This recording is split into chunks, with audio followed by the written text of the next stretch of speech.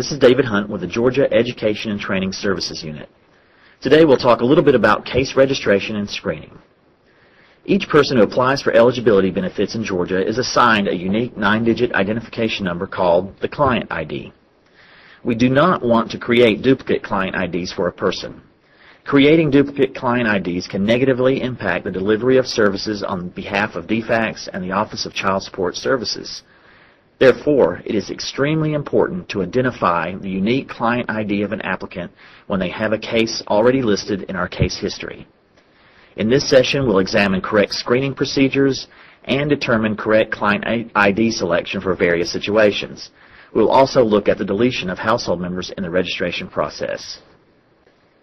Let's examine correct screening procedures. Using applicant Patrick Coleman as our example, we will screen twice using two different methods. First, we screen using Mr. Coleman's Social Security number. Here we find no matches. Next, we screen using Mr. Coleman's first and last names as well as the letter U for unknown in the sex field. We use U because Mr. Coleman, a male, might have been mistakenly entered into the system as a female.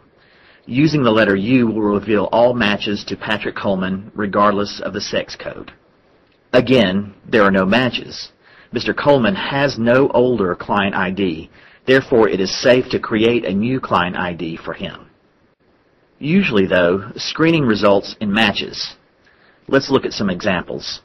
Here we screen on Judy Carpenter and find that there are not only several matches, but several Judy Carpenters as well. Because Ms. Carpenter indicated on her application a birth date of June 11, 1956, we see that one of the matches is our Judy Carpenter. Noting her client ID, we would register her application using this same client ID.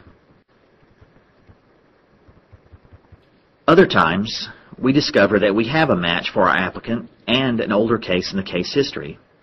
In this example, Susan Jeffrey, we see that we have an exact match for our applicant as well as an older closed case in the case history. In this case, we'll be able to register her application using the old AU ID. When registering, the AU will contain the correct client ID. Sometimes we find in the case history an active case of another program. For example, your applicant is applying for Medicaid and you discover an active food stamp case in the history. In this example, Sheila Green has an active food stamp case.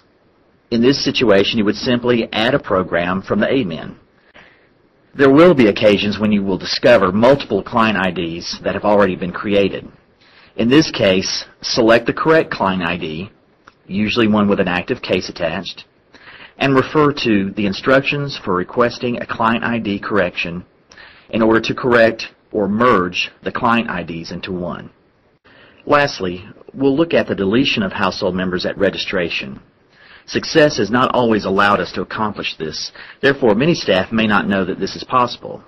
Using Margaret Simon as our example, we come to the MEM screen in the registration process.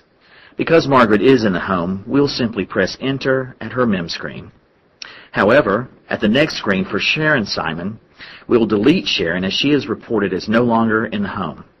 To do this, we enter a Y in the delete field and then press F24 or Shift F12. Sharon is now deleted and will not show in the case. So remember to screen twice and carefully select the correct client ID to avoid ID duplication and, most importantly, to avoid errors that can negatively impact the services we provide the citizens of Georgia. On behalf of the Education and Training Services Unit, this is David Hunt. Thank you for your time and hard work.